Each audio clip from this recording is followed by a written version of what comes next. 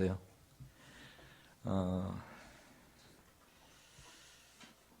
저는 어린이들하고 살았어요. 목사가 된 것도 어린이들 때문에 되었어요. 왜 어린이들 때문이냐? 제가 교회에서 교사 생활을 할 때 어린이들이 소외된 자리에 있다 하는 생각을 많이 가지게 되었어요. 어떻게 하면 어린이들을 대접하는 교회가 있으면 좋을까 하다가 40이 다 될 무렵에 직장 그만두고 목사가 된다는 생각 그때도 안 했어요. 어린이들만을 위한 교회. 그래서 교회 이름을 5자. 뭐라고 정할게요? 5자. 네. 벌써도 돼? 네. 지금 말이 잘 안 나와요. 그러면 어린이 교회, 그런 교회를 시작했어요. 물론 교파도 없고 그냥 아이들만 모아서 하려고 하는. 그러니까 그러다 보니까 나중에 이래저래 하다가 목사가 되었어요. 그러니까 좀 나쁘게 말하면 짝퉁인지도 몰라요. 주의하셔야 될 거예요. 어린이들을 위해서 잠깐 얘기를 나누도록 할게요. 본문은 똑같아요. 똑같은데 줄여서 어린이들은 뭘만 기억하면 되느냐? 따라서 해볼까요? 이 중에 어린이들만 부모를 공경하라. 부모를 공경하라. 좀 어려운 말일지 모르겠어요. 천주교에서는 그 계명을 천주교에서는 5계명에 제 4계명째에 있어요. 거기서는 부모님, 네 부모님에게 효도하여라 그렇게 나와 있습니다. 이게 공경한다는 말이 효도한다는 말이에요. 사람마다 가는 길이 있어요. 누구나 이 과정을 겪어야 돼요. 여기는 응애 하고 태어나는 거죠. 태어나서 나중에 북북기고 그러다가 이제 아장아장 걷기 시작하는 거예요. 또 얼마간 자라면 학교를 가요. 공부하는 거 힘들죠? 또 공부를 또 해야지 돼요. 학교 다니면서 공부를 해요. 또 그러다가 여자친구를 만나고 남자친구를 만나서 딴딴따단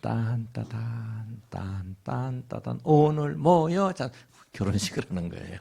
결혼식을. 아마 결혼할 날이 오겠죠? 지금 사랑하는 사람 생겼어요? 요즘은 초등학생들도 사랑하는 사람 생겼다고 그래. 네. 나중에 그런 날이 올 거예요. 이 할배 목사님은 어려서 불행하게 살았어요. 엄마 아빠 떨어져서 살았어. 엄마 아빠가 얼마나 그리운지 몰라요. 어쩌다가 방학 때나 되면 엄마 아빠를 만날 수 있는 그 얘기는 굉장히 길어요. 좀 서러워요. 어느 면에서는.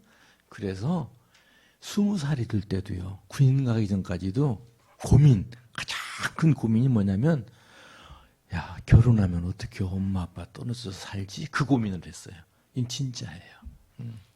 그래서 연애도 늦게 했어. 엄마 아빠만 자꾸 생각하는 바람에.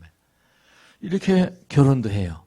그러고 나서 부지런히 살아야지 돼요. 직장 가서 일도 하고 뭣도 하고 엄마는 엄마대로 요즘은 아빠는 아빠대로 모두 바쁘게 살아요. 바쁘게 살고 가끔 가다 틈나면 이제 여기 식구들 싣고 소풍 가는 거죠. 여행도 가는 거죠. 자동차를 보면 조그맣게 그렸어요. 나중에 후회했어요. 이 자동차 위에다가 짐을 하나 이렇게 실어 놓을 걸. 뭐 들었을까 그 안에? 뭐 콜라, 사이다, 해로우니까 안 넣는지도 몰라요. 쌀, 과자, 그 정도 들었을지 모르죠. 뭐 놀이기구 여러 가지 넣어가지고 소풍 넣어. 열심히 살아요. 해 떠서 달 뜰 때까지 열심히 살아요. 열심히 살다 보면은 엄마 아빠도 항상 젊지 않아요. 나중에 할아버지 할머니가 되는 거야. 할머니가 되어가지고 제대로 걷지 못해가지고 삐죽삐죽삐죽 그걸 가시는 이런 상황이 돼요. 그 다음에 어떻게 돼요? 그 다음에는 땡 돌아가세요. 죽지 않는 사람은 아무도 없어. 다 죽는 거예요. 조금 전에 죽는 걸로 땡 끝나는 걸로 아까 봐서 여기 앉아가지고 참회 기도할 때 이 할배 목사는 딴짓 했어요. 예수님마다 실적 그려놨어요. 나중에 죽는 걸로 끝나지 않아요? 여기서 끝나지 않아요. 나중에 주님의 품으로 안기는 거예요. 자, 사람은 누구나 이렇게 살아요. 누구나 이렇게 가요. 오늘 어린아이라도 이제 할아버지 될 때가 있다 이 말이야. 나도 항상 어린아이인 줄 알았어요. 지금은 80도 넘었어요. 그냥 꼬부랑 할아버지가 된 거야. 그런데 어렸을 때는 어떻게 되나요? 이 어린 시절에는 모두에게 사랑을 받아요. 모두에게 도움을 받아요. 이 어린이를 아빠도 엄마도 사랑하고 아껴주고 잘 길을 애쓰시는 거예요. 또 할아버지도 할머니도 응원을 하는 거예요. 옛날에 이 할배 목사가 어렸을 때는 할머니를 얼마나 좋아했는지 몰라요. 할아버지는 조금 무서워하고 할머니를 굉장히 좋아했어요. 근데 요즘 우리 어린이들은 할배, 할아버지 별로 안 좋아하는 것 같아. 예, 굉장히 좋아했어요. 모두가 열심히 사랑해서 어린이들을 잘 자라서 어린이 되게 만드는 거야. 그러나 항상 이렇게 적은 것은 아니죠? 언제가 크죠? 어른 되죠? 어른 되었을 때 엄마 아빠는 어떻게 됐을까? 엄마 아빠는 할아버지 할머니가 되어 있는 거야. 진짜 할아버지도 돌아가셨고 할머니도 돌아가셨어. 이제 할아버지 할머니가 되어 있는 거야. 정적은 아빠 엄마가. 그러면 누가 도와줘야 돼? 누가 사랑해줘야 돼? 여기 누구가 있어야 될까? 어디 한번 이름을 말해봐. 여기 누구가 있어야 될까? 여기 어린이는 여기 두 사람뿐인 것 같은데 혹시 어린이 아니시죠? 여러분 최상규 그래야지 돼. 어디 누구일까요? 예? 누구? 이준호? 이주희? 예, 이주희하고 또 하나는 이주하? 이주환과 이주희가 여기서 엄마 아빠를 도와야지 돼요. 이게 하나님께서 우리에게 명령하신 부모를 공경하라. 네 부모를 공경하라. 모세를 통해서 명령하셨어요. 부모님에게 효도하라. 아무쪼록 효도하는 어린이 그런 삶을 사시길 바랍니다. 또 바로 이어서 같은 얘기예요. 그러니까 나중에 기도는 나중에 하고 시작하도록 할게요. 사실 저는 우리 담임 목사님 자랑을 많이 해요. 그래서 제가 한번 미국 갈 때는 제 젊은 친구들 여기 와서 좀 공부 좀 하고 가라 그랬어요. 그래서 여기 올 때마다 우리 담임 목사님의 폼으로 설교를 만들어 주보도 그렇게 작성해서 하고 싶어서 노력을 많이 했어요. 근데 코로나 시절에 쉬다 보니까 주보 폼을 잃어버렸어. 주보 하나 좀 당겨놓을 걸. 근데 없는 거야. 없어서는 적당히 우물우물 비슷하게 쓰고 그림도 그리고 가지고 목사님께 보내드리면서 이거 목사님 마음대로 좀 편집 좀 하시라고.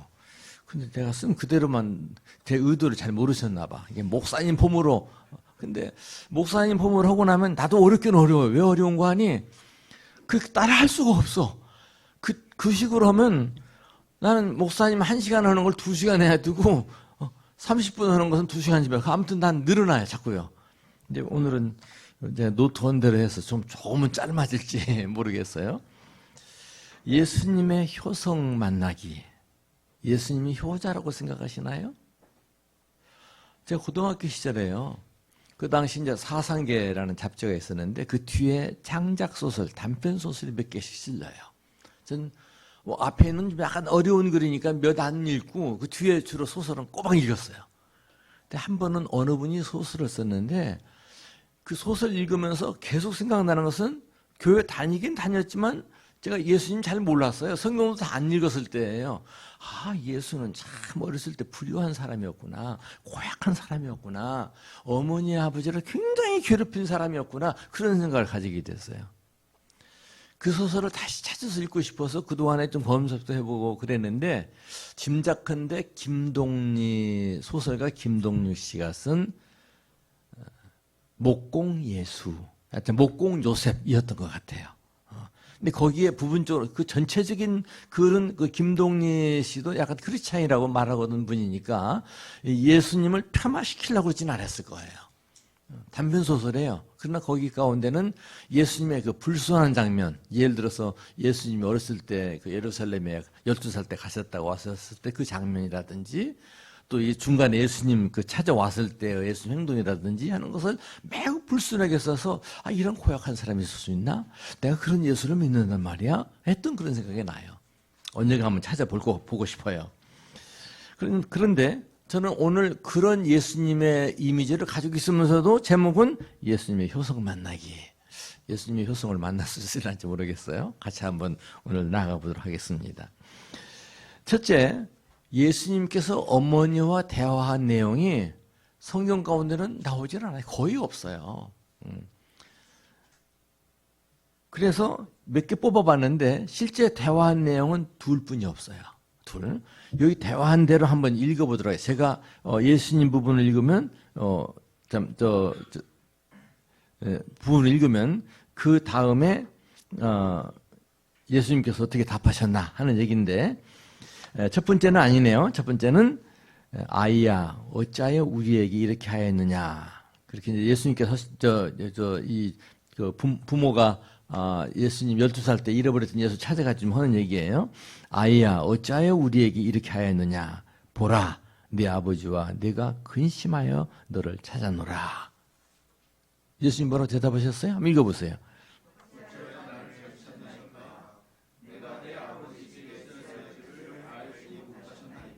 예, 어쩌면 좀 불순하죠.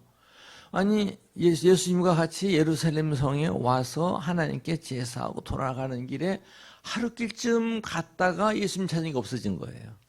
아니 그런 무심한 어머니 아버지가 어디 있어요? 그러실지 모르겠어요. 제 생각에는 그래요. 동네 사람들이 같이 그 지역 사람들 왔다가 돌아가는데 떼져서 가는 거야. 그 가운데 다른 아이들도 있는 거예요. 예수님 어머니 아버지 요셉과 마리아가 하다가 예수님이 안 예수님 말고 다른 형제도 따라갔을 가능성이 있을 겁니다. 근데 안 보이는 거야. 안 보일 때 어떻게 생각했겠는가? 아무개하고 같이 올 거야. 아까 친한 애 누구 있잖아. 그런 식으로 생각하고 갔을지 모르겠어요. 근데 저녁 때 잠자리, 텐트가 될지 여관이 될지 모르겠지만 거기는 와야 되잖아요. 그때도 안 찾아오는 거야. 우리 예수 어디 갔어? 하루길을 간 다음에 되짚어서 갔기 때문에 사흘 만에 예루살렘 성전에 가서 예수를 만나요. 만나서 예수님의 어머니 아버지가 한 얘기예요. 그때 예수님께서 대답한 말씀이 어찌하여 저를 찾으셨어요? 내가 내 아버지 집에 있어야 할 줄 모르셨어요? 나는 아버지 일을 할 사람이에요. 매우 불순하죠. 어떻게 그런 대답을 할 수 있었을까? 크게 생각하면 예수님께서 이 땅에 오신 것은 요셉과 마리아 그 이상의 하늘 아버지를 먼저 생각하셔야 돼요. 그 일을 하러 오셨으니까. 그 의미를 여기에서 은근히 내표하셨다. 이렇게 볼 수가 있을 것 같아요. 그 다음 넘어갈까요? 요한복음 2장에 나오죠. 가나의 혼인잔치에서 있었던 일이에요. 저들에게 포도주가 없다. 읽어보세요. 뭐라고 그랬어요?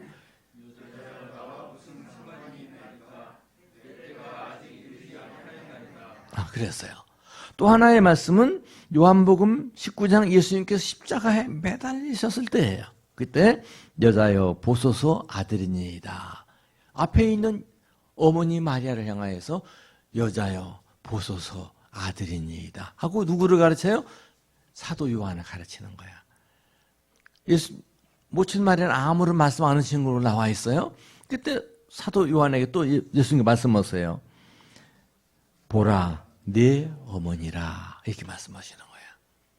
자, 조금 전에 읽은 여기 가운데서 우선 앞서 말씀드린 대로 12살 때 예수님께서 무뚝뚝한 답을 한 것은 어느 면에서 예수님께서 이 땅에 오신 그 의도를, 그 뜻을 하나님 아버지 보신 것을 앞으로 살아갈 것을 내뼈에서 보여주시는 그런 장면으로 이해하면 되겠어요. 근데 어떻게 어머니를 가르쳐서 함부로 여자요 그러느냐? 이해가 돼요? 여러분 집에 가서 어머니에게 여자요 그러면 뭐라고 하실까요? 그래서 그 말이 굉장히 거북하거든요. 그러니까 성경학자들이 찔찔 막 고민을 엄청나게 하는 거야. 이게 무슨 말일까? 무슨 뜻일까? 그러나 그 시대와 우리 시대에 달라요. 그 시대에 말하면서 성서학자들, 목사님들이 뭐라고 말씀하는 거 아니? 우리가 듣기에는 거북하지만 그게 성경의 원어에 그대로 나왔으니까 그대로 번역할 수밖에 없다 이거야. 그러니까 우리가 듣기는 거북하지만 그게 그냥 우리가 생각하는 개념에서 여자애가 아니라 매우 존경하는 그런 의도에서 여자애라는 의미로 이해를 해야 된다. 죄송해요. 저는 성서학자가 아니어서 그런지 그 말 별로 호소력이 없어요. 또 어쩌면 좀 너무나 좀 측은하게 여겨져. 자꾸 궁상스럽게 별명하려고 드는 것 같아. 제 생각엔 혹시나 전 모르는 거예요. 저는 항상 제가 여기 하나님 말씀 선포한다는 개념은 안 가져요. 제 생각을 그냥 증언한다는 얘기를 가지고 있으니까요. 예수님을 신으로 하나님으로 자꾸 높이다 보니까 저는 교리도 그런 면이 많다고 봐요. 하나님께서는 그렇게 여기시지 않는데 지나치게 자꾸 높이다 보니까는 너무나 과장해서 예수님은 신이시고 어머니는 사람이다 이거야. 그러니까는 그 어머니 신이신 예수님께서 어떻게 어머니 그냥 우리 보통처럼 어머니 그럴 수 있겠는가 해서 자꾸 지나치게 높이다 보니까는 이런 좀 약간 표현이 성경 기자들의 이런 표현이 나오지 않았을까. 아무튼 모르겠어요. 모른다고 더 접어드는 것은 좋을 것 같아요. 전 아까 방송 얘기에서는 방송국에서도요 저한테 질문하면은 제일 많이 하는 대답이 모릅니다예요. 모릅니다. 이게 성경에서 이건 분명히 이렇다 답이 나오지 않은 것에 대해서는 저는 일단 모릅니다. 그런데 제 생각에는 하고 얘기를 할 때가 많이 있습니다. 목사님들은 다 아는 거 아니에요? 성경 모르는 게 아는 것보다 모르는 게 훨씬 더 많은 것이죠. 그래서 저는 그런 면으로 이해를 해요. 오늘 제가 여기에다 본문이 되는 말씀을 유진 피터슨 목사님이 쓴 메시지 성경으로 이렇게 뒤에 넣어 있는데 그 유진 피터슨이 쓴 메시지 성경에 보면은 여자야 안 나와요. 어머니 그렇게 나옵니다. 저는 그게 인간적이고 오히려 예수님께서 제 생각 아까 그런 생각이었다면 인간이 지나치게 높여놓은 것이라고 한다고 하면은 예수님께서도 야 너희들 너무했어. 그냥 어머니 나도 어머니 그랬는데 왜 그렇게까지 써놨니? 그렇게 꾸준 것일지도 모르겠어요. 두 번째 써놓은 것은 부활 승천 후에 모친 마리아는 어떻게 사셨을까?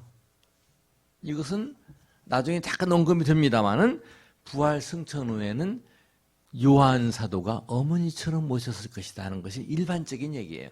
성경 기록에는 안 나와 있고 제가 다른 기록도 찾아보지 못했어요. 그냥 보통 신학자들이 쓴 글 가운데서 잘 모셨다. 요한과 생애를 맞추는 것으로 그렇게 전달되어 있다. 그런 정도 얘기가 나와 있어요. 그럴 수밖에 또 없는 거가 요한 사도가 어떤 사도예요? 사랑의 사도예요. 저는 그 요한 사도가 참 부러워요. 다음 주일 날은 제가 본교회 가서 설교를 하는데 저는 가끔 고민하는 게 있어요. 본교회 가면 다 익숙하잖아요. 그냥 막 열이 나가지고 확 해야 돼요. 근데 나도 요한 사도처럼 점잖해질 수 없을까?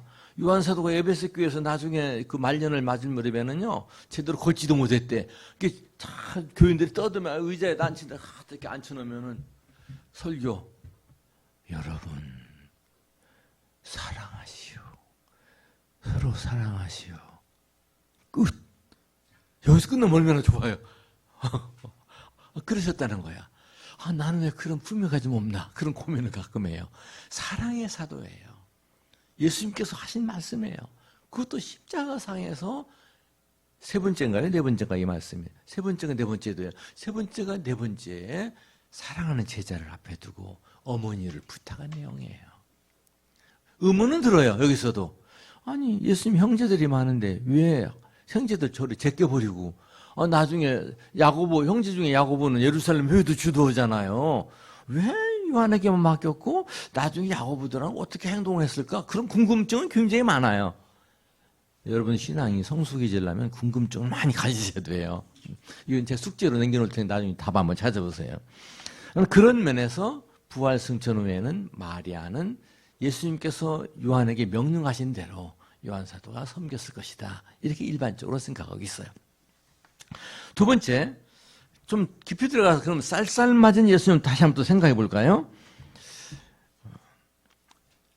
예수님께서 가르치실 때 유대인, 바리새인들 이들이 나와가지고 예수님 막 핍박할 때예요.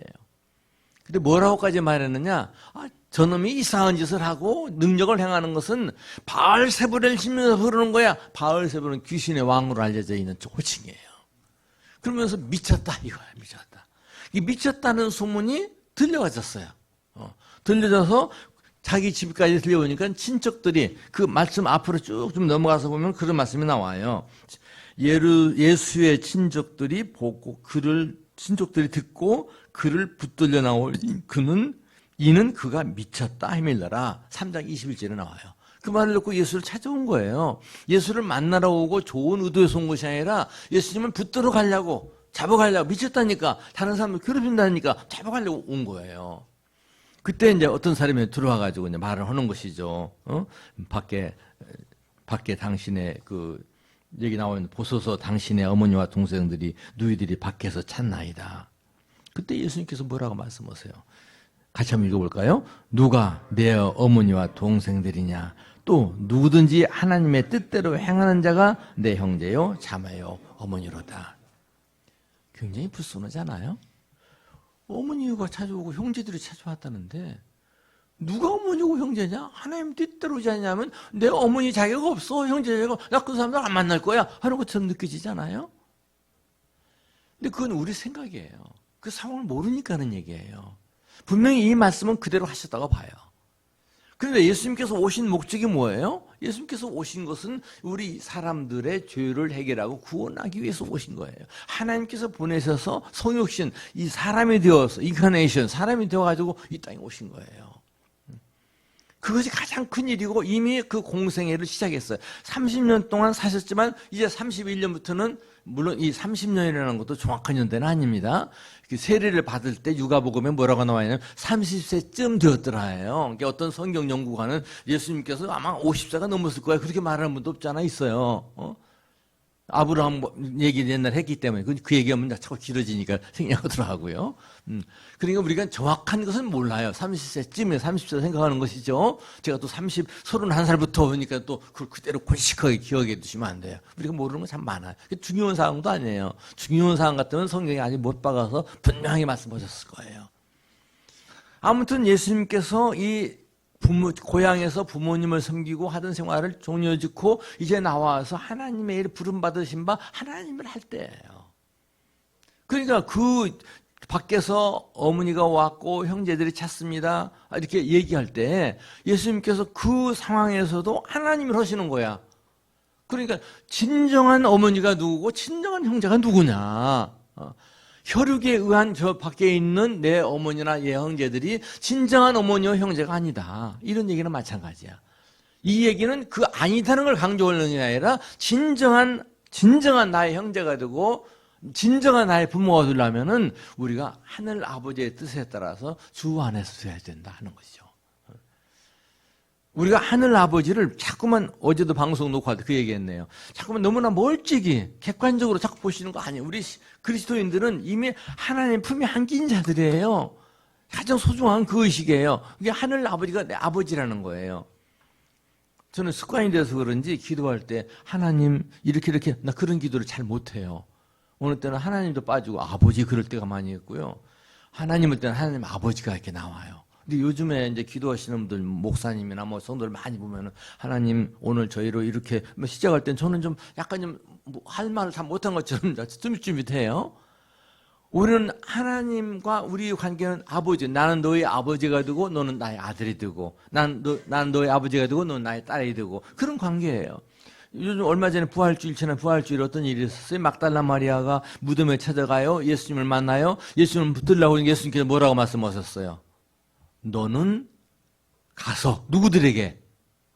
내 형제들에게 가서 그렇게 말씀하세요. 너는 내 제자들에게 가서 그러시지 않았었어요. 너는 내 형제들에게 가서 내 아버지 곧 너희 아버지 내 하나님 곧 얼마나 감격스러운 말씀이에요. 제자들에게 대해서 제자라고 하지 않냐 하시고 너는 그 제자들이 어떤 제자들이에요? 주님께 십자가에 못 박혀 다 도망간 놈들이야. 그럼에도 불구하고 너는 내 형제들에게 가서. 베드로는 부활 현장까지 왔어요. 예수님 시신이 없으면 확인했어요. 근데 먼저 돌아가 버렸나 봐. 막달라 마리아만 남은 거예요. 질질 울면서 죽은 시신이라도 어디 갖다 두었으면 나한테 말만 해줘서 내가 여자가 어떻게 죽은 시신을 어디로 가져간다는 거야. 부자도 아닌 것 같은데. 무조건 썩은 시신이라도 예수님 이 막달라 마리아는 살아계시는 주님을 만나러 온 것이 아니라 죽은 시신에게 향품 넣어드리려 찾아온 사람 중에 하나예요. 죽은 시신이라도 제가 책임지겠습니다. 얼마나 이게 주님을 섬기는 마음이에요. 주님을 감동시키는 마음이에요. 뭐야 이건 틀렸어 저건 틀렸어 그게 아니라 저게 틀렸으면 내가 먼저 손질하는 게 목회하다 보면은 여러 사람 참 만나는데 늙은이 세우는 이런 잔소리가 이제 많아서 좀 흠이죠. 저는 교회에서 처음부터 어린이들을 시작했으니까 나중에 어른들이 와도요, 제가 할 일 다 했어요. 청소도 저 혼자 다 하고, 뭐 헌금도 혼자 다 하다시피 하고, 전 끝까지 목회 끝날 때까지 교회 신앙생활하면서 평신도로 출발했기, 이게 자랑으로 듣지 마세요. 평신도로 출발했기 때문에 은퇴하기 전에도 제가 교회 헌금자 목록에 나온 제가 2위로 하고 있더라고요. 항상 평신도 입장에서 신앙생활을 했어요. 청소하는데 한 번 어느 집사가 그래요. 이게 목사님 청소하고 그러세요? 목사님 이러시니까 다른 사람 맞는다고요? 올라가더라고요. 그럴 때는 자기가 빗자루 빼서 자기 해야죠. 교회 그런 사람 참 많아요. 목사님 이렇게 하니까 우리 다 다른 사람들 안 하는 거 아니에요? 그러고 그냥 휙 올라가 버리더라고요. 그러니까 항상 그 주님을 감동시키는 것은 내가 틀렸다, 저 잘못되었다 하는 걸 책임지는, 그 책임지는 살아있는 예수님이 아니라 죽은 시신이라 내가 맡겨서 얼마나 그런 그 가운데 예수님이 나타나서 가지고 그를 부활의 첫 소식을 전하는 복된 소식 첫 번째로 전하는 사람을 삼은 것이 막달라의 여인 마리아예요. 너는 내 형제들에게 가서 내 아버지 곧 너의 아버지 내 하나님 너희 하나님께 갔다고 그래라. 얼마나 아름답습니까? 얼마나 귀합니까? 우리가 하나님을 자꾸 멀찍이 자꾸 생각하지 마세요. 가까이 계신 하나님 생각했으면 좋겠어요. 얘가 좀 곁길로 빠졌죠? 누가 나의 어머니고 나의 형제냐? 누가 나의 아버지냐? 누가 나의 형제냐? 이 말씀하시는 것은 그만큼 우리를 가깝게 가족으로 받아들이시겠다는 그런 얘기예요. 그러니까 예수님의 모친과 그 형제들이 찾아왔을 때, 그 친족들이 찾아왔을 때 그 순간까지도 예수님께서 그때 하나님 일, 보내신 바 하나님의 그 공생의 사역을 할 때니까 먼저 그 일을 우선순위에 먼저 프라이어티 앞에다 두시는 거야. 그러니까 그 일 먼저 하시는 거예요. 그 다음에 일은 생략되어 있어요. 침묵되었지. 우리가 이걸 섣불리 생각해가지고 예수님께서 그 가족들, 형제들 왔을 때 그냥 만나주지도 않았어. 버려서. 이거 누구 생각이에요? 성경에 그렇게 기록됐나요? 성경에 그런 기록 없어요. 그건 내 생각이야, 내 생각. 근데 많은 사람들이 앞서 생각을 하는 거야. 저는 예수님께서 그냥 보지도 않고 만나주지도 않고 그냥 뭐 외면해서 가버리게 했을까? 저는 그러진 않았으리라고 보는데 성경에 기록되어 있지 않으니까 제 정답이라고 말씀을 안 드려요. 우리가 앞서가지는 말자는 얘기예요. 천국이 하나님 말씀이 침묵하는 사실에 대해서 내 마음대로 해석하지는 말자는 얘기예요. 왜? 그러면서 저는 그냥 돌아가도록 내버려두지 않았다 하면 다음 장에서 생각해 볼 수 있는 것이죠. 예수님의 효성. 첫째, 누가복음 5장 21절 같이 한번 2장 51절 같이 한번 읽어볼까요? 예수께서 함께 내려가사 나사렛에 이르러 순종하여 받으시더라. 이게 12살 때 예루살렘 순교하다 돌아가서 그 다음에 있었던 일이에요. 성경에 그 말씀이 뭐 효도하더라 순종하더라는 얘기가 많이 나와야지 진짜인가요? 한 번 나와도 진짜예요. 한 번 나와도 진짜예요. 한마디로 예수님의 생애가 부모에게 불효하는 생애가 아니라 효성하는 세대였다 하는 것을 보여주고 계시잖아요. 다른 말씀 뭐 여러 번 들어야지 돼요. 우리는 말 안 듣고 순종 잘하니까 자꾸 귀에 닳도록 얘기해야지 말 듣는데 성경은 그러지 않았어요. 그 다음 말씀 볼까요? 마가복음 6장 3절. 이 사람이 마리아의 아들 목수가 아니냐, 야고보와 요셉과 유다와 시몬의 형제가 아니냐, 그 누이들이 우리와 함께 여기 있지 아니하냐. 여기서 뭐 내용을 취하지 않아, 내용을 설명하다 보면 좀 길어져요. 예수님께서 고향에 들어가서 오히려 환영받지 못하고 박대를 받았던 그 장면이에요. 여기서 하나 취하고 싶은 것은 마리아의 아들 목수가 아니냐는 얘기예요. 목수. 그러니까 예수님께서 그 아버지는 좀 일찍 돌아가신 것 같아요. 요셉이 좀 나이에 들은 다음에 약간 젊은 마리아하고 결혼한 것 같아.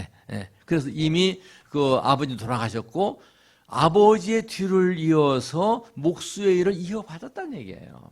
원어적인 의미는 꼭 목수만 안 해요. 돌멩이도 좀 만졌을 것 같고 여러 가지 만졌을 것 같아요. 그런 공사를 하시는 그런 오늘날 하면 건축업을 하시는 분이라고 생각할 수 있었고 가구업을 하시는 분들을 이해할 수도 있을 것 같아요. 이 목수가 아니냐? 이 사람이 나와 있는 대로 마리아의 아들 목수가 아니냐. 이것은 예수님께서 성실하게 아버지의 직임을 이어받아서 또 목수의 일을 했다는 얘기는 무슨 얘기입니까? 가족을 돌보았다. 이런 면으로 이해할 수 있을 것 같아요. 성실한 가장이셨다. 이렇게 볼 수도 있지 않겠나 하는 얘기예요. 물론 사람들은 인정하지 않았어요. 여기서 마리아의 아들 목수가 아니냐, 이것도 예수님을 폄하시키는 얘기예요. 저는 가끔가다 이 말씀을 어디 가서 증거할 때는 그렇게 얘기해요. 저는 애비 없는 우리 자식 아니야. 왜? 유대인들의 개념에는 뭡니까? 마태복음 1장 보세요. 어머니가 아들 낳나요? 아니에요. 아버지가 아들 낳고 아버지가 아들 낳고 아버지가 아들 낳고 아버지가 아들 다 그렇게 나와요. 그러다가 갑자기 어머니가 아들을 낳고 올 때는 문제가 생기는 거야. 유다가 며느리 다말에서 누구를 낳고, 아니 시아버지고 며느리? 그 여자, 마태복음 1장에 여자가 나올 때는 이상녀라는 게 맞나? 아니 다윗이 자기 아내야지 우리 아의 아내로부터 누구를 낳고, 이 여자가 등장할 때는 이상해져. 유다의 전통은 아버지가 아들을 낳고 아버지를 낳고 아버지를 낳고, 이게 전통이야. 근데 여기서는 마리아의 아들, 어머니 이름을 대고 있는 거예요. 예수님 여기서부터 폄하시키는 거예요. 여기서 우리는 그 얘기는 그만두고 중요한 것은 목수라는 직업을 가지고 있었다 하는 거가 부모를 공경하셨던 분이었다. 가족을 돌봤던 분이었다. 이렇게 이해할 수 있겠다 하는 그런 말씀입니다. 그래서 오늘 이제 본문입니다. 본문을 아까 말씀 유진 피터슨 목사님이 쓴 이분이 일반 평범한 목사이면서도 성서 신학자예요. 이 메시지 성경을 제가 거의 비스듬하게 옮겨놨습니다. 같이 한번 오늘 본문을 메시지 성경을 읽어보도록 하겠습니다. 모세는 너희 부모를 공경하라고 했고 또 부모를 욕하는 사람은 반드시 죽여야 한다고 했다. 그러나 너희는 부모에게 드려야 할 것이 있어도 부모 대신에 하나님께 예물로 바쳤습니다. 말하면서 그 계명을 회피하고 있다. 부모에 대한 의무를 그렇게 모면하고 있는 것이다. 너희는 하나님의 말씀을 지워버리고 그 자리에 아무 것이나 원하는 것을 써놓는다. 상당히 중요한 걸 생각하셔야 돼요. 여기 내용은 한마디로 줄이자면은 나 하나님께 다 헌금했어. 하나님께 열심히 섬기는데 좀 어머니 아버지 좀 약간 섭섭하셔도 좀 참아주세요 하는 얘기는 마찬가지야. 아니에요. 우리 크리스찬들은 부모님을 하나님 모형으로 알고 섬겨주셔야 돼요. 예수만 믿으면, 난 가장 마음 아픈 게 그거예요. 예수만 믿으면 형제도 자매도 없어져 버리고 부모도 때 없으면 자기만 교회 나가면 끝나는 거 생각하는 사람들이 많아요. 예수 믿었기 때문에 형제와 부부하는 사람은 생각밖에 많아요. 예수 안 믿으면 안 그럴 터인데. 예수를 핑계하고 하나님을 핑계하고 부모에게 소홀히 해서는 안 돼요. 부모님은 하나님께서 우리에게 주신 하나님의 모형이라고 생각하시고, 때에 따라 그 부모님이 나에게 대해서 섭섭하게 하더라도, 불신자를 하더라도, 여기 우리 임혜선 사모님이 계십니다마는 그 언니가 그랬어요. 언니가 지금 투병 중에 있는데 참 마음이 아프죠. 그 언니가 결혼할 때 그 시아버지는 철저한 불교도였어요. 나도 봤어요. 그 시아버지 보면 항상 여기다 이게 보면 빠클이라고 하나요? 이 허리띠 이 가운데 수부치에 한자로 불자를 탁 쓴 걸 그러고 다니시던 분이거든요. 이 며느리는 아주 굉장히 정성스럽게 그 시아버지의 뜻을 섬기면서 제삿날이면 먼저 가가지고 음식 다 말해놓으니까 결국 이 시아버지가 감동해가지고 네가 믿는 예수 나도 믿자 하면서 나중에 그때는 아마 예수 믿을 때는 아마 허리띠 먼저 바꾸셨을 것 같아. 내가 생각해. 저도 그 허리띠를 여러 번 봤으니까. 이거는 다른 이유가 없어요. 부모님은 부모님이시기 때문에 섬겨야지 돼요. 오늘 이 시대에 여러 가지 섭섭한 얘기도 많이 들립니다만은 부모님이시기 때문에 효도해야지 돼요. 그런데 우리가 오늘 중요한 것은 예수님께서 이 모세의 계명 10계명, 오늘 말하자면 제5계명을 인용하면서 이렇게 말씀하시는데, 이렇게 가르치고 말씀하신 예수님께서 행여 부모를 소홀히 했겠어요? 말로만 하고? 우리가 잘하는 것이죠. 말로만 하고 행동하지 않는 것은. 예수님이 결코 그런 분이 아니시잖아요. 그러니까 어떤 모양으로 보든지 간에 예수님을 결코 부유한 분이다 이렇게 볼 수는 없어요. 예수님이 효자셨다. 저는 그렇게 말씀드리고 싶어요. 그래서 오늘 예수님이 효자다 그런 말씀은 안 드렸고요. 예수님이 효성을 한번 만나보자 이런 간접적인 약간 객관적인 표현을 쓰고 있는 것입니다. 사도 요한 아까도 말씀드렸지만 사도 요한도 뭐 사랑의 사도라고 말씀드린 것처럼 요한일서에 보면은 자녀들아 우리가 말과 혀로만 사랑하지 말고 행함과 진실함 이런 사도 요한이 마리아를 소홀히 했겠어요? 그러니까 하나의 전설처럼 전해오고 어떤 기록은 나타나지 않았고 또 기록 확인해보지 못했지만은 이 사도 요한이 끝까지 마리아를 돌봤을 것이다. 이건 거의 분명하다. 이렇게 저는 말씀드리고 싶습니다. 그럼 여기서 오늘 이제 현재로 들어와서 우리의 효성은 어떤 것이어야 되겠느냐? 성경을 한마디로 추격하면은 하나님 사랑, 사람 사랑이에요. 하나님을 사랑해라, 사람을 사랑해라. 그 더 줄이면은 사람을 사랑을 해요. 왜? 네가 사람을 사랑하는 거가 나를 사랑하는 거다. 이렇게 논리를 전개시키고 있어요. 요한일서 쭉 읽어보세요. 네가 나를 사랑하느냐? 그럼 네 형제를 사랑하느냐? 내 계명을 지켜야 된다? 내 계명은 뭐냐? 네 형제를 사랑하는 것이다. 그러면 내 형제를 사랑하지 않는다면 고로 나를 사랑하지 않는 것이다. 이 논법을 그렇게 전개하고 있잖아요. 요한 사도가요. 그러니까 하나예요. 사랑이 하나. 하나님 사랑, 사람 사랑. 이 사람 하나. 그 사랑의 본질 가운데 가장 중심에 들 분이 바로 부모님이시다는 얘기예요. 다른 종교도 마찬가지죠. 불교도 자비를 말하잖아요. 유교는 인을 말하잖아요. 다 사랑이에요. 천도교? 저는 천도교가 종교로 든 것이 매우 아쉬워요. 동학이에요, 동학. 동학이 뭘 말합니까? 인내천, 손병현 선생님이 만난 말이죠. 인내천. 시천주, 원래 교주가 말했던 거고요. 나중에 최수영 2대 교주 말은 참 너무나 좋아요. 사인여천. 모든 것을 하나님처럼 여기라는 거예요. 사람뿐만 아니라 심지어 사물까지도 어떤 식물까지도 동물까지도 거기다 개입시켜서 얘기하고 있는 것이 사랑이에요, 사랑. 가장 궁극적으로 중요한 건 사랑이에요. 저 옆에다 그림을 하나 그려놨어요. 유교도 사랑이 그 인으로 표시하고 있는 거예요. 인이 사랑이에요. 그를 여기는 그런 마음이죠. 사람 인자 옆에 그렇게 써가지고 어떤 사람은 사람 둘이 만나서 서로 이렇게 행복한 관계, 좋은 관계를 맺으라는 해석도 하고 있습니다만 근본적으로는 이 두 있잖아. 하늘과 땅을 얘기한다고 이렇게 하늘과 땅의 만남으로 이해해서 말하는 분도 있어요. 우리는 좀 묘한 동네에 살고 있는데 이 묘한 동네가 서울이에요. 원래 이 유교 사상은 유학이죠. 유교도 아닙니다. 이 교자가 붙어 있는 것은 저는 그렇게 이해하고 있어요. 확실하지는 않았어요. 한번 목사님 한번 찾아보세요. 이 교라는 말이 붙은 거가 천도교도 그렇고 유교도 그렇고 천도교는 동학이고 유교는 유학이고 나중에 유림이고 딱 유생들이 그렇게 불렀었어요. 옛날에 종교가 아니에요. 이거는요. 근데 일본 사람들이 우리나라를 점령하고 나서 관리하다 보니까 종교가 너무나 복잡한 거야. 이 등록한 종교만 인정해준다. 그 등록하면서 자기 생활, 그룹 생활을 하려니까 종교로 등록해야지만 할 수 있으니까 유교라고 등록했고, 동학은 천도교라고 등록했다. 저는 그렇게 좀 알고 있는데 확인은 안 됐어요. 어디서 어떻게 정립되는지 모르겠어요. 여러 사람 얘기를 듣다가 이제 정립된 얘기인데 확인은 안 됐어요. 이게 원래 유학이에요, 유학. 유학의 근본이 뭡니까? 근본이 인의예지 사상이에요. 정도징을 세웠다는 이 서울 4대문이 인의예지잖아요.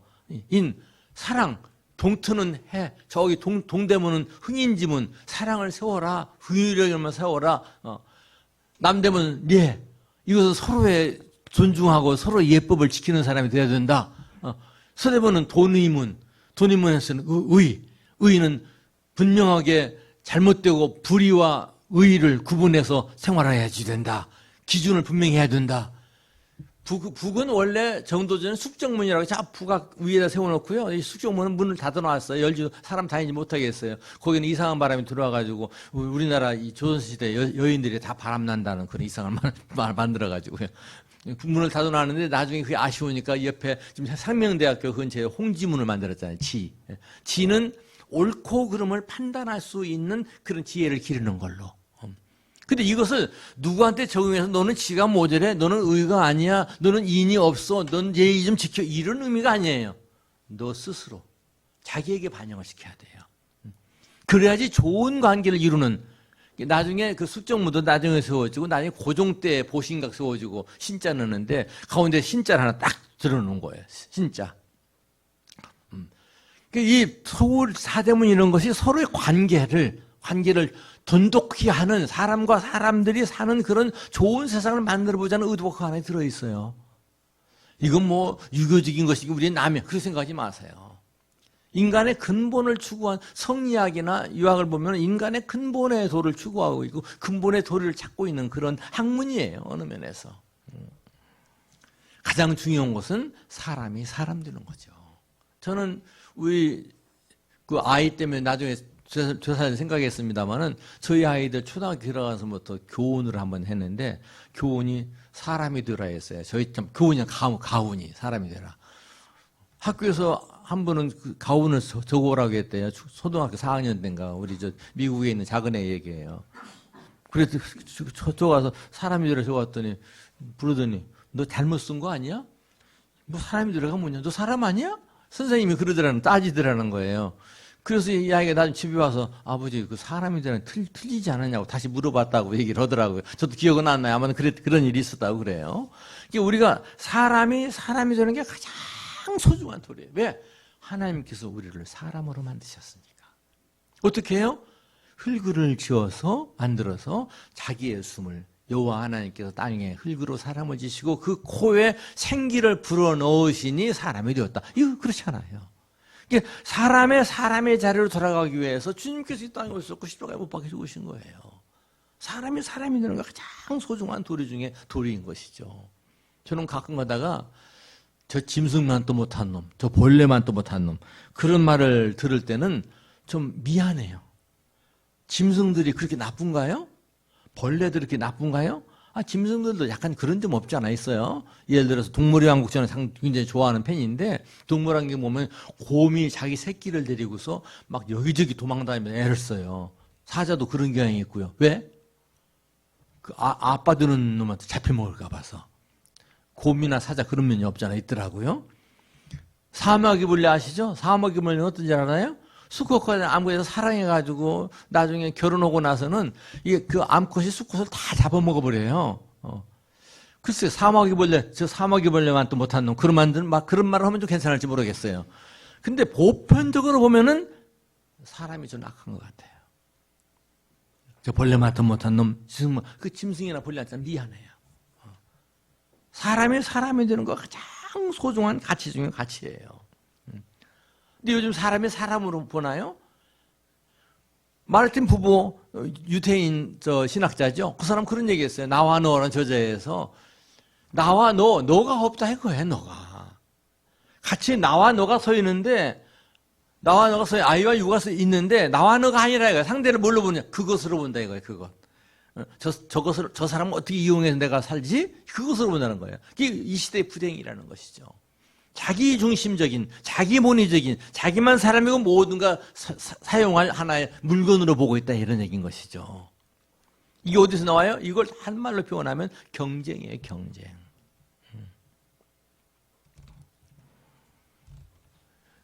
저 독일의 교육학자고 사상가인 테오르 아도르노라는 사람이 있어요. 이 사람은 경쟁은 야만이다. 경쟁 교육은 야만이다. 독일에는 이 교육의 경쟁 시스템을 없애버렸다는 거예요. 아마 우리 저 사모님도 학교에 가서는 열심히 경쟁을 시킬 거야. 경쟁을 시켜야 공부 잘하거든. 근데 경쟁시킨다는 얘기 뭐예요? 상대방을 사람으로 안 보는 거예요. 궁극적으로는요. 잡아먹을 대상으로 보는 거예요. 이용할 대상으로 보는 거예요. 근데 우리나라의 시스템은 모두 그냥 경쟁 속에 묻혀 있잖아요. 불행한 일이죠. 사실 어느 면에서 이런 말씀을 저도요. 경쟁을 깡그리 무시할 수 없는 그런 사회 속에 우리가 지금 살고 있는 거예요. 불행이에요. 불행. 언젠가 시정돼야 될 불행이에요. 독일의 근대교육에서 경쟁이 없어졌다는 거 참 충격적으로 받아들여지더라고요. 사람을 사람으로 만드는 근본이에요. 그 사람을 사람으로 하는 근본 책임이 오늘 우리 크리스찬들에게 있다 하는 것을 놓쳐서는 안 될 것 같아요. 사람이 되는 가장 기본 도리에서 중요한 게 뭐가 있느냐? 자아중심의 가치관에서 벗어나야 돼요. 나만 생각하는 문제예요. 이 나만 생각하는 것도 가장 또 발달된 건 기독교인들 같아. 그렇잖아요? 지난번에 예멘에서 뭐 500명인가 뭐 제주도에 뭐 들어올 때 막 청와대에다가 막 민원을 내고 그 사람 들어오면 안 됩니다 하는데 주축이 누군 줄 아세요? 예수 믿는 사람들이에요. 저것들을 받아들이면 안 된다. 이유가 뭡니까? 그들은 다 무슬림이야. 우리 기독교 방향하는 거야. 이건 기독교를 생각해도 잘못 생각한 것이죠. 사랑은 없는 기독교, 이것은 흉악한 흉악한 거죠. 누구를 가릴 필요 우리가 뭐 저도 스님 할 때는 약간 그러긴 해. 그냥 승려 그러고 싶고 우리 아이가 초등학교 때한테 와서 그랬어요.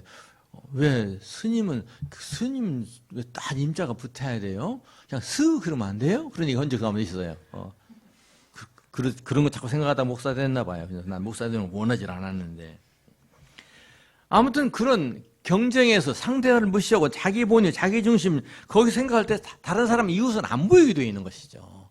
이웃이 안 보인다는 건 불행이에요. 사람 자를 포기하는 거예요. 아까 이니에지도 나에게 먼저 적용하라 말씀드리지 않았어요. 상대방에 적용할 때는 그건 의미가 없어요.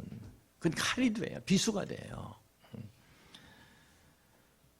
근데 자아중심에도 두지 않고 다른 사람을 바라보는데 첫 번째 바라봐야 될 분이 부모 공경이라는 거예요. 왜? 부모 공경이 관계의 시작이니까. 여기서부터 시작되는 거예요. 여기서부터 하나님 관계도 더 돈독한 의미로 이해할 수 있고, 왜 하나님께서 나는 너희 아버지가 되고 부모를 통해서 자꾸 접근하고 계시잖아요. 이해시키고 있잖아요. 자식과의 관계, 부모의 관계, 부모에게 먼저 효도하지 않는 사람은 관계의 시작, 다른 사람하고도 제대로 친구가 없는 사람이다. 이렇게 봐도 과언이 아닐 것 같아요. 그러니까 부모님들은 자식을 기를 때도 공경하도록 길러야지 돼요. 저도 좀 고민을 많이 해요. 간혹 가다가. 어느 부모를 보면은요, 자기 자식들에게는 무슨 그 등록금 받듯이 효도 금액을 받더라고요. 근데 저는 이렇게 공식적으로 받지는 않고 있거든요. 이거 받아야 되는 거야? 안 받아야 되는 거야? 고민을 많이 해요. 실제로 고민을 많이 해요. 얼마 전에 춘천에서 성공회대 총장하고 은퇴해서 하는 저와 좀 단짝이고 잘 노는데 이정구 신부라고 있어요. 이정구 신부도 딸하고 아들 하나 있는데 딸은 내외가 다 변호사예요. 잘 살아요. 근데 그놈들은 한 푼도 안 가져오는데 잘못 사는 그 아들들은 꼬박꼬박 얼마씩 준다는 거예요. 하기야 뭐 제가 그놈한테 주는 게 더 많긴 하죠. 근데 걔가 분명히 받으려고 아버지한테 그러진 않을 거야. 아버지 어머니한테. 딸은 아주 독해가지고요. 똑똑해요. 그냥 똑똑해가지고 한 분은 와가지고 지네 어머니한테 그러더래. 뭐 사람이 뭐 거북이야. 뭐 동방박사 3,100 뭐 그렇게 오래 살고 뭐 그래 100살까지 살고 뭐 그래? 난 말이야. 엄마 아빠 가고 나면은 콩 한 쪽이라도 쫙 나눠 가질 거야. 이게 무슨 얘기냐면 이 어머니가 딸은 똑똑하고 제가 그럼 다 하고 있는데 아들은 잘 못하니까 자꾸 아들 편을 자꾸 들으니까. 딸은 미워하고 아들 편 들으니까. 정말 미워한대요. 그 남편이 하는 얘기. 딸은 미워한대요. 근데 아들을 막 애지중지하고 있으니까 엄마 가고 나면 난 좀 있지만 있음에도 불구하고 코 한 쪼라 쫙 나눠 가지지. 나 동생은 양 많을 거야. 근데 또 동생은 그런데 아니 매부나 누나가 다 변호사인데 어떻게 이겨? 또 그런다는 얼마나 똑똑한지. 그 초등학교 4학년 되는 딸 아이가요. 책을 한 번 들으면은 3시간, 4시간씩 들고 있대. 초등학교 4학년에 가요. 끝까지 다 판대요. 근데 그게 영어 책이라는 거야. 나는 이 신부도 그래요. 내가 항상 만날 때 당신 기인이라고 그래요. 난 당신 머리 좋은 게 너무나 부럽다고 그래요. 다 그 피가 그 피죠, 뭐.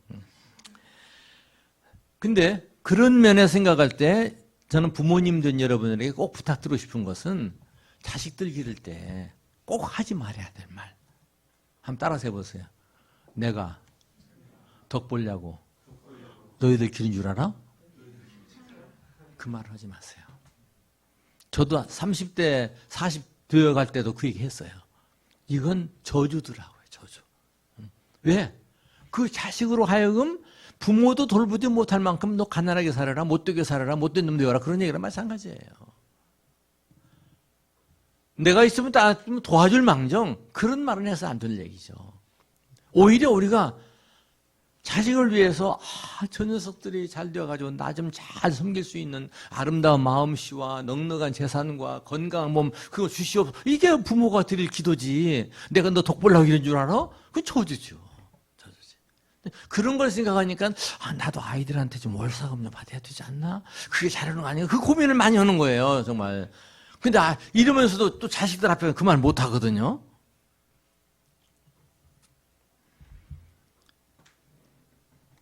요는 자식을 부모와 관계를 돈독히 맺고 서로 사랑하는 관계, 섬기는 게 맞는 것은요. 자식의 관계의 길을 열어주는 거예요. 관계가 없어지면 홀로 사는 인생이고요. 참 그것처럼 불행한 인생은 없는 거예요. 한마디 덧붙인다면은 제가 이 주보에 나와 있는 대로 마지막 요양원 얘기가 나와 있어요. 혹시 이 가운데서도 부모님을 요양원에 두신 분 계실 거예요. 근데 이거 뭐 누구는 나쁘게 말해 그렇죠. 현대의 고름장이야, 고려장이라고 그렇게 말하는 분도 있어요. 맞을 수도 있어요. 그런데 이것은 우리 시대에 사는 사람들에게 주어진 문화예요. 거절할 수 없는 문화입니다. 지금은 모두 바쁜 세상이 되어버렸어요. 부부가 날뛰지 않으면 살 수도 없는 세상이에요. 가정에서 그런 부모를 돌볼 수 없는 세상이에요. 우리 시대에 당한 우리 시대의 문화예요. 제 친구 목사가 상계동에 꽃동산 교회라고 했는데 최근에 뭐 병상 할아버지 할머니 모시는 상 99 침대에 있는 큰 요양원을 지었어요. 저는 내가 거기 가서 축사를 하면서 반겼어요. 미리 이렇게 나 있을지 마늘해줘서 고맙다고 반겼어요. 그 문화예요, 문화. 이 거절할 수 없는 문화예요. 오히려 어느 면에서 요즘 부모들은 저 아내도 마찬가지예요. 자식들은 못 살겠다는 거예요. 왜? 자기 나름대로 이제 프라이버시 지킬 것들이 있어요. 그러니까 이제 같이 자식과 부모가 같이 사는 시대는 지났어요. 시대마다 문화가 바꿔지기 마련이고 환경이 바꿔지기 마련이에요. 그러니까 행여 부모님 그렇게 모실 때도 결코 어느 면에서 뭐 이렇게 떳떳할 필요까지는 없겠지만 그걸 죄인처럼 생각하지 마시고요. 그리고 여러분도 어느 날에 가면 충분히 늙으실 테니까 늙으면은 나도 요양원 갈 거야 하는 것을 미리 좀 각오를 하고 계셨으면 좋겠다는 얘기입니다. 오늘 마지막으로 생각할 수 있는 것은 나는 부모인가 자식인가. 이 가운데는 부모 일도 해야지 되고 자식 일도 해야 될 분도 계실 거예요. 나는 부모인가 자식인가. 부모로서의 내 자리를 제대로 지키고 있는가. 자식으로서 내 자리를 제대로 지키고 있는가. 난 내 위에 하나님을 제대로 모시고 있는가. 즉 하나님 앞에서 내가 살고 있는가. 라틴어로 코람데오는 하나님 앞에서죠. 가장 중요한 것은 우리가 하나님 앞에서 살고 하나님의 뜻에 따르다 보면 효도하지 말라 효도할 수밖에 없어요. 전 다음 주일날 설교 제목은 사람, 삶, 사랑, 그 사람 이렇게 설교 제목 정했습니다. 제가 뭐 제대로 해석한지는 모르겠습니다만 삶이란 말을 함부로 적용하지는 않더라고요.